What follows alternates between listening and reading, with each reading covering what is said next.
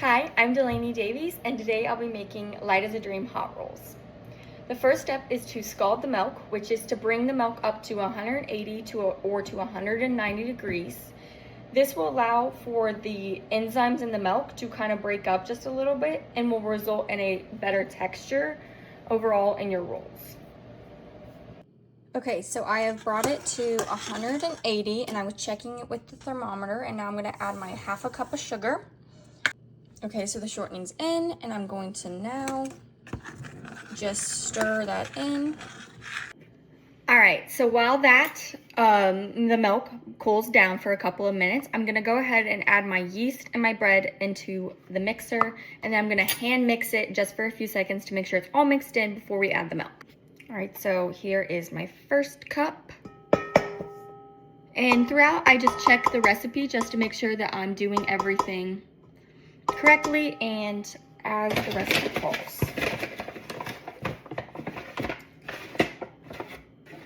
And then my second cup of flour, and now I will go ahead and do the yeast. Since I have yeast like this, I will have to measure out with the teaspoons, and that will be 3.5 teaspoons. All right, so we have 1 teaspoon, 2, 3, 3.5. All right, so my bread flour and my yeast are all mixed in, and I'm gonna add my milk mixture into it.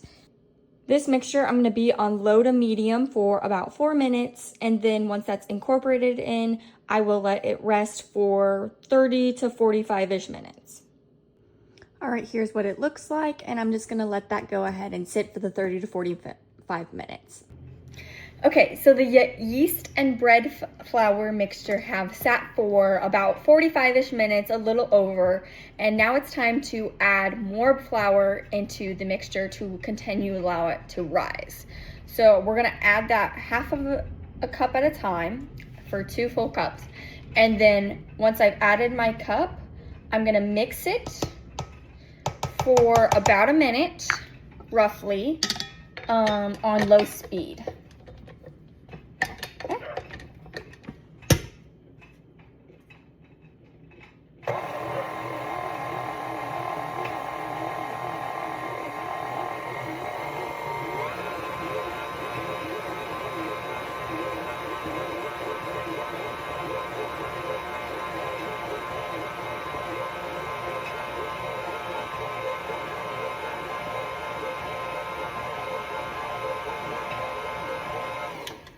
I'm gonna pause it for just a second here and then scrape the sides of the bowl just to make sure that all of this flour gets mixed in the first go around for this first go around.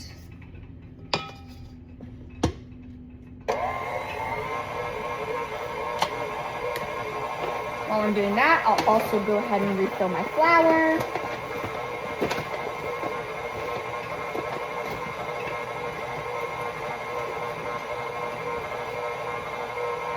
So that should be good. I'll lift it up. I'll add in my second scoop of flour. I'm gonna try to do it pretty evenly so that it mixes really well. Again, set it on low, that's a little too fast. As you can see that it's splashed over.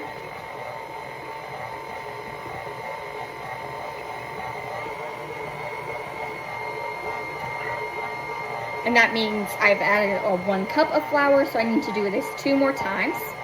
So real quick, if we look at it, we can see that the sheets are already starting to kind of form, and it's got this kind of stretchy elastic thing. It's not super liquidy, which means it's not been over mixed yet, which is over kneaded yet, so that's good. All right, so I'm gonna add my last cup of flour. Mix that all in.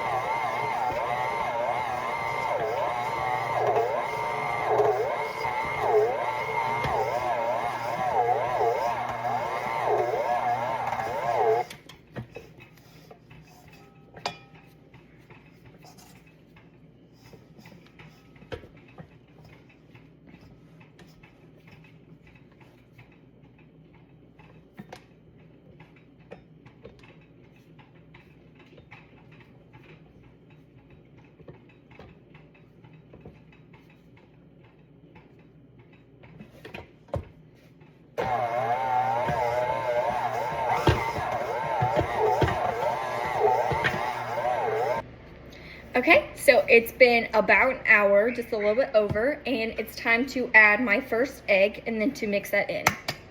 So I'm gonna break it, and I'm gonna be careful about watching and making sure I don't get any eggshells in there, because nobody wants an eggshell in their bread.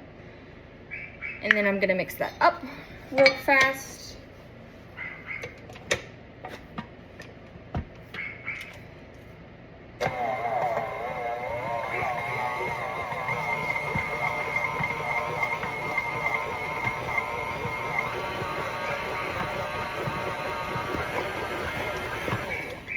I'm gonna pull it up just real quick and kind of scrape the sides just to make sure that they're all getting mixed in.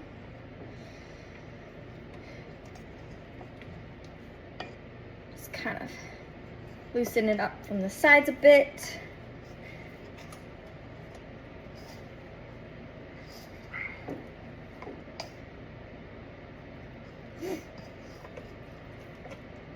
And then I'm gonna stick it back in and remix.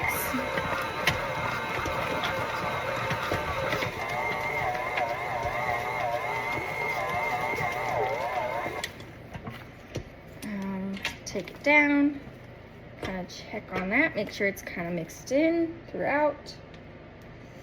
It's looking good, so I will now add my second egg and my egg yolk and my butter.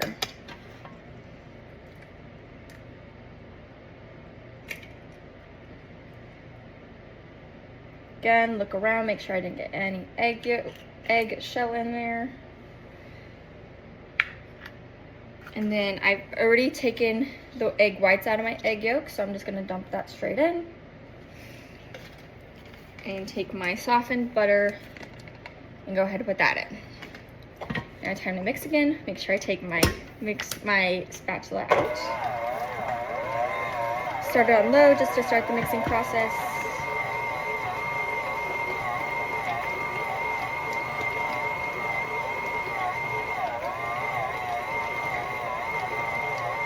Double check my recipe.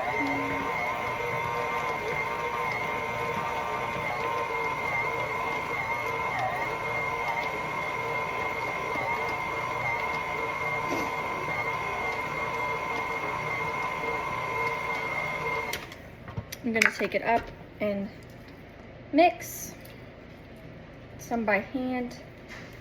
Make sure everything's getting mixed in properly.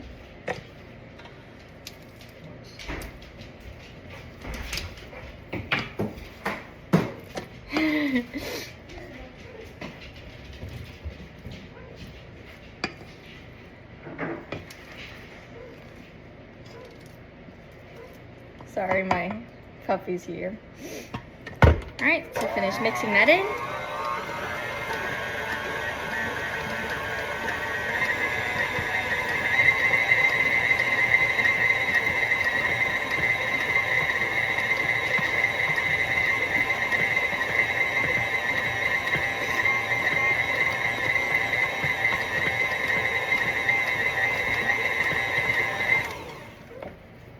And I'm gonna scrape the sides, make sure all that butter gets mixed in, because I see some up top.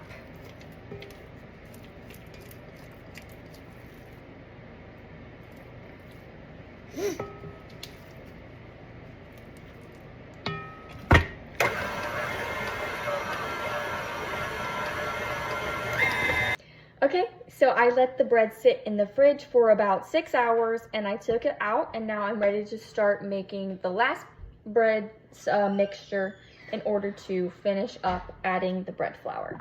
So that calls for a cup of flour,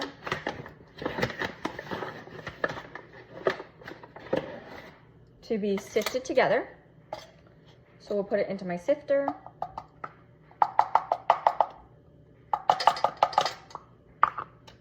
And then I'll just sift that in.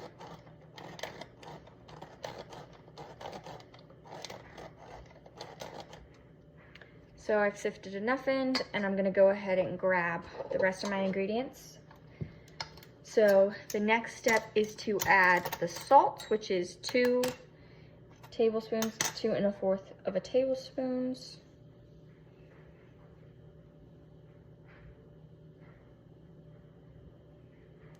1, 2,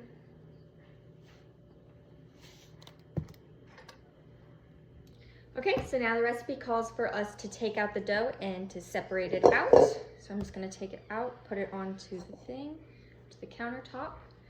The countertop has already been cleaned.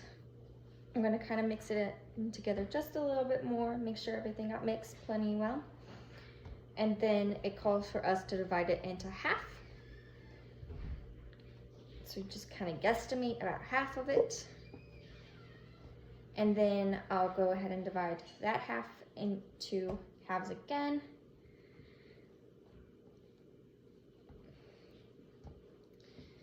And from there, I just want to make sure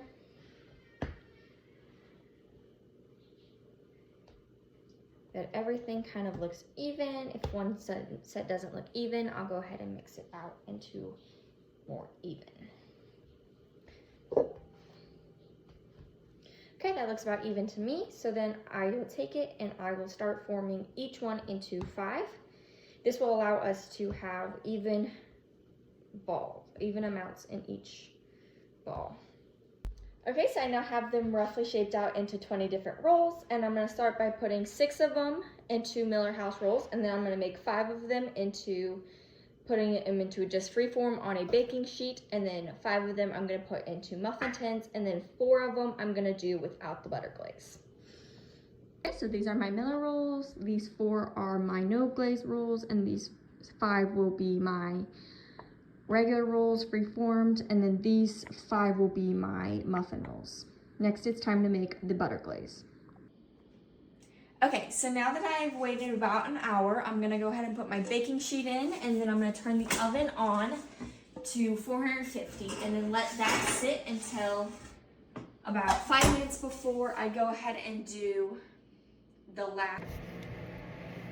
Okay, so it's about 5 minutes before I'm supposed to put them in. I already put my water into my oven, and then now I'm gonna just re-butter them so that they're nice and buttery.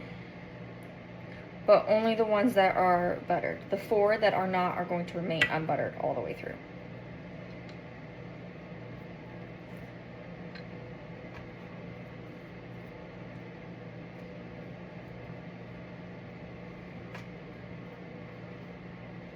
All right, I'll see you when I put them in. All right, so it's time to put them in the oven. So I'm just gonna go ahead and place them.